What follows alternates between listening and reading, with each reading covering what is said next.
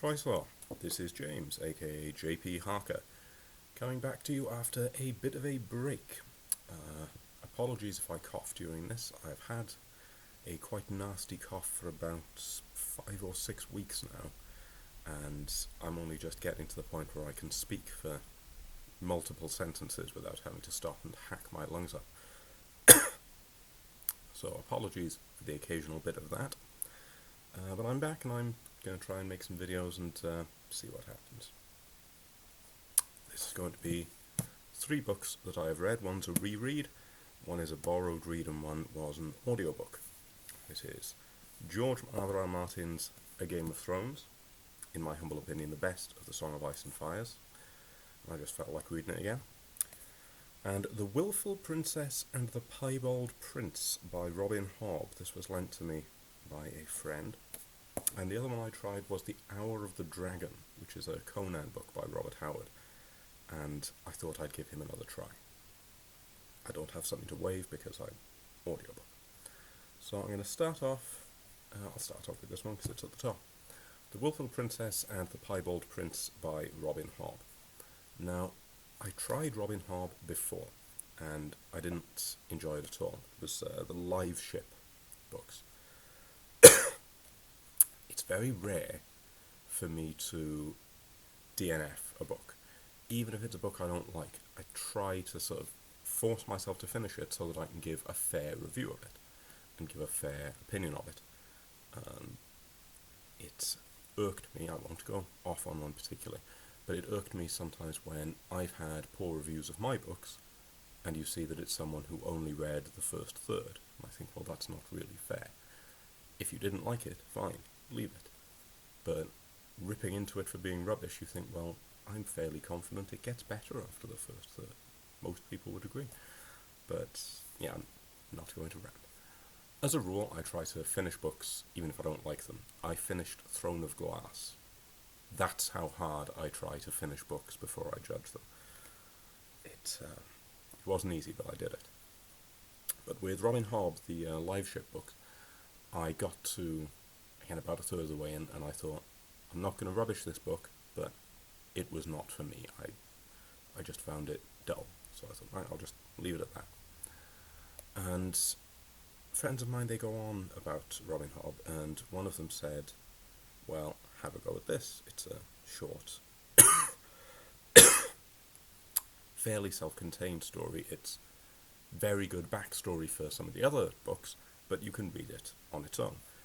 And it was because I'd mentioned Brandon Sanderson, where I have a similar relationship, and I had tried a book called The Emperor's Soul, which I did really enjoy, and that was a short little standalone book, and I thought, this is actually quite good. I didn't like Sanderson's big books. I forced myself through the first of the Mistborn books, and I forced myself through, I think it was Sword of Kings, or Way of Kings. Didn't like them at all. Had a bit of a rant about them. But I tried Emperor's Soul, and it was good. So that's a little something of Sanderson that I liked. And I've got a similar relationship with this and Robin Hobb. I didn't like Live Ships, but I did like this.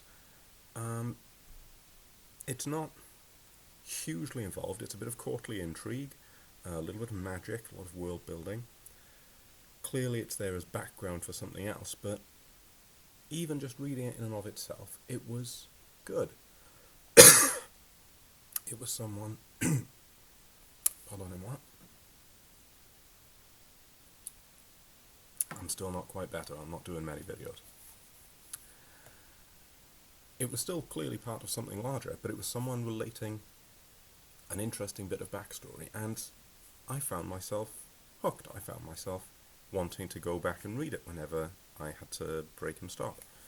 So, yeah, I'll speak quite highly of this one. I was surprised by it. Hour of the Dragon, the Conan book, I was slightly less surprised by. It was a fairly short one. I thought, I'll give it a go. Got some credits, what have you. There was a little bit left. One of my big criticisms of the Conan stories was they're very repetitive. They use no civilized man could X, whatever Conan's just about to do, and the word supple is used so many times.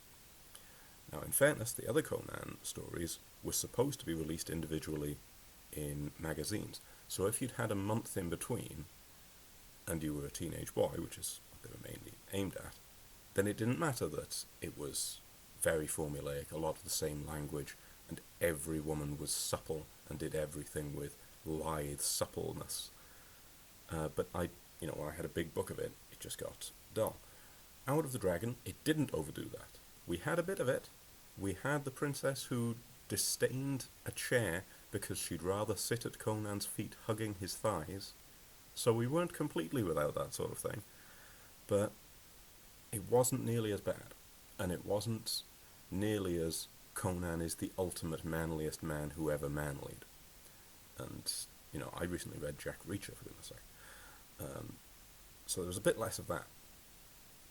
As with Conan's other books, or Robert Howard's other Conan books, he does adventure very well.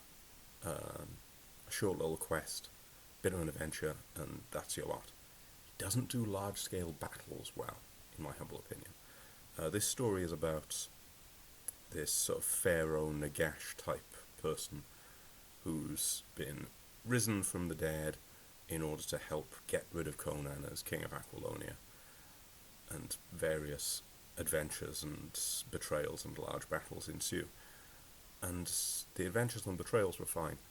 Large-scale battles I just don't get involved with. So it's a medium for Hour of the Dragon. It was okay, but a medium. Now my reread, A Game of Thrones. I do love this book. I think it's the best of the Song of Ice and Fires. Even though it ends on an obvious cliffhanger, I will very happily just read this and leave it at that, because it cliffhangers, stuff's about to happen, but it feels a little bit more contained. It's a lot more controlled. It's a much tighter story because we don't have the 100 POVs that we eventually get. And I like Ned Stark, and I like the investigator side that we have, and again, courtly intrigue, like with this. Bit of courtly intrigue and a bit of mystery mixed in with our fantasy. I love fantasy. I love big battles and combats and things, and there's some of that in this too.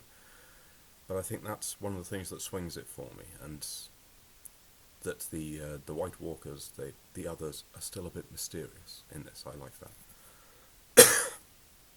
Something one forgets, having seen the television series, is what a dreadful, dreadful human being Catelyn Stark is. I mean, she really is quite awful. Yes, she's grieving after Bran falls, but she deliberately sets out to hurt Jon for it. Not, Jon comes in and she's rude to him, and he leaves, and you think, okay, well, it's not pleasant that you were rude to him, even when he's trying to help, and trying to help her as well as Bran. It's not nice that you were rude to him. I should really hold these up more often rather than just gesture. But it's the fact that, and they cut this out of the show, and I think it's because they wanted to make her a more sympathetic character, she actively calls him back by his name, something she has never done.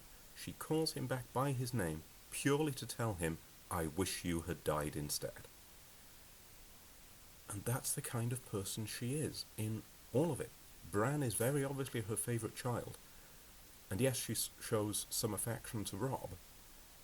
Mostly she shows concern for Arya and Sansa, and a bit of concern for Rickon, but she has such an obvious favourite in Bran.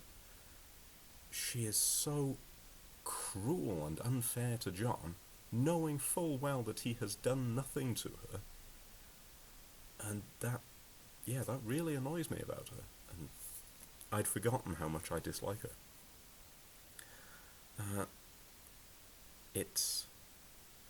I don't know if George Martin has children, but if he does, it's clearly been a while ago, because his concept of ages is a bit skew.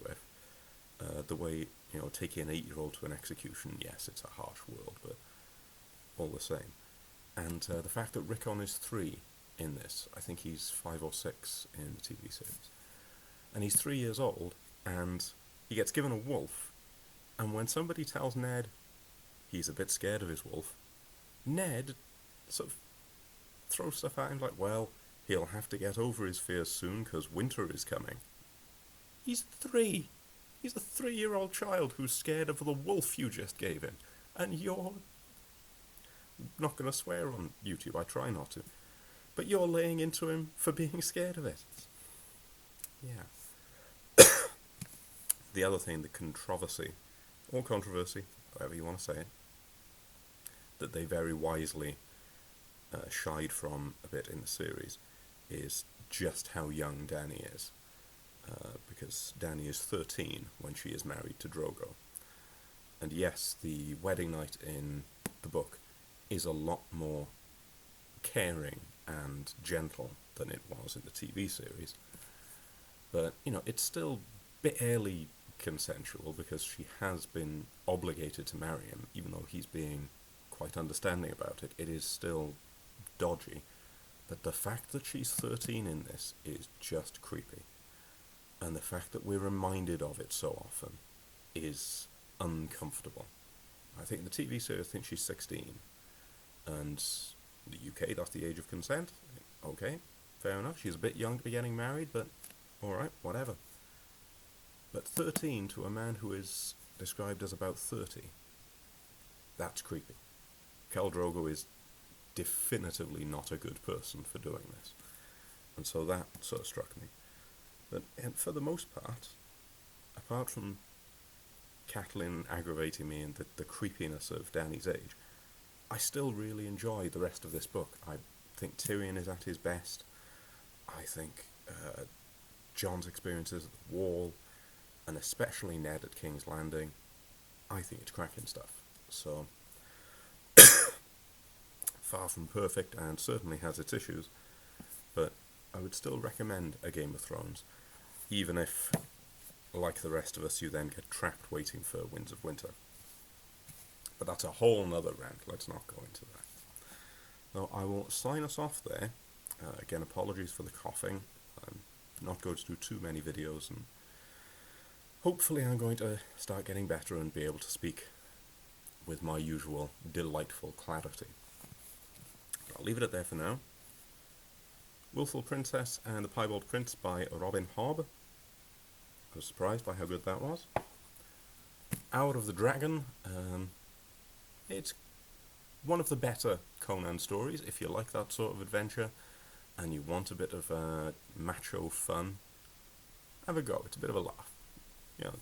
Passes some time while you're washing up if you're listening to the audiobook.